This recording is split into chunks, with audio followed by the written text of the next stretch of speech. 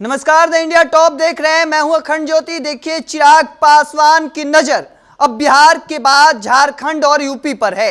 दरअसल आपको बता दें, यूपी में कई सीटों पर विधानसभा के उपचुनाव होने हैं, तो वहीं झारखंड में विधानसभा के चुनाव होने हैं। और ऐसे में चिराग पासवान की पार्टी की नजर अब इन दो राज्यों पर है।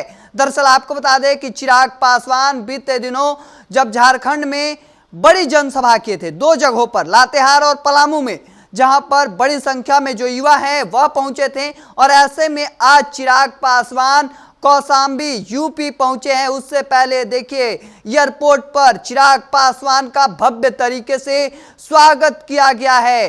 भव्य तरीके से उनके जो कार्यकर्ता हैं वह पहुंचे और उनका जबरदस्त तरीके से स्वागत किया गया है चिराग पासवान का। और ऐसे में आपको बता दें, कौशांबी में आज उनकी एक बड़ी जनसभा होने जा रही है और इस दौरान अपने पार्टी के जो प्रदेश स्तर के यूपी के जो प्रदेश स्तर के नेता हैं, जो उनके पार्टी के कार्यकर्ता, उनके साथ बातचीत की जाएगी। और ऐसे में जिन 10 सीटों पर उपचुनाव होने हैं उन पर भी एक तरीके से तय किया जाएगा किन किन सीटों पर चुनाव लड़ने हैं, किन किन सीटों पर उम्मीदवारों को उतारने हैं। चूंकि आपको बता दें, कई सीटें हैं यूपी के, जिसमें फूलपुर, गाजियाबाद, मीरापुर, करहल, मिल्कीपुर, कुद्रिकी, मंझावा, कटिहारी, खैर विधानसभा, कई ऐसी सीटें हैं जिन पर उपचुनाव होने हैं विधानसभा के। और ऐसे में इन सीटों पर भी चिराग पासवान की नजर है। एक तरीके से कहीं ना कहीं अभी देखा जा रहा है कि क्या जो रणनीति है वह तैयार की जाएगी। चूंकि कौशांबी आज पहुंचे चिराग पासवान और एक तरीके से वहां पर वो जनसभा कर रहे हैं। दूसरी ओर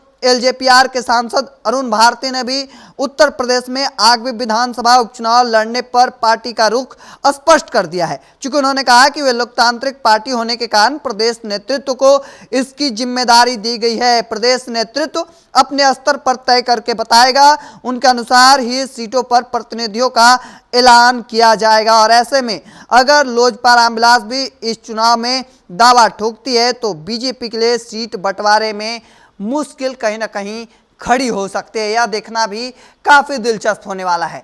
चूंकि एक और चिराग पासवान की कई बड़ी जनसभा जो है वह यूपी में लगभग तय मानी जा रही है कौशांबी के बाद, जिनमें गोरखपुर में 20 अक्टूबर को, प्रतापगढ़ में 16 नवंबर को, बलिया में 4 दिसंबर को। तो ऐसी कई रैलियां जो है वह चिराग पासवान की रखी गई हैं यूपी में। और ऐसे में जिस तरीके से चिराग पासवान की जो रणनीति है बिहार के बाद अब बिहार के बाहर भी अपने संगठन को मजबूत करने की, वह कहीं ना कहीं देखी जा रही है। झारखंड में विधानसभा के चुनाव होने हैं, उससे पहले एक नई रणनीति जो है वह देखने को मिली थी। और ऐसे में अब यूपी में विधानसभा के उपचुनाव होने हैं, उससे पहले कौशांबी पहुंचे हैं चिराग पासवान। वहां अपने कार्यकर्ताओं के साथ, अपने प्रदेश के नेतृत्व के साथ एक चर्चा जो है वह कहीं ना कहीं करेंगे। उनके साथ रणनीति तैयार की जाएगी। उनको जो जिम्मेदारी दी गई है कि वो तय करेंगे कि कौन कौन सी सीटों पर चुनाव लड़ने चाहिए। और ऐसे में चिराग पासवान का अलग से जो अब तक जो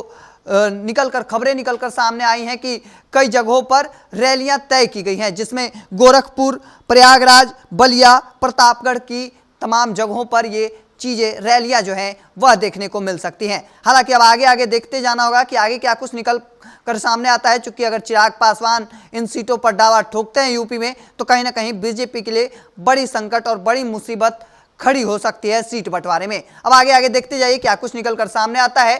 तब तक के तमाम हर अपडेट को देखते रहने के लिए द इंडिया टॉप देखते रहें। धन्यवाद।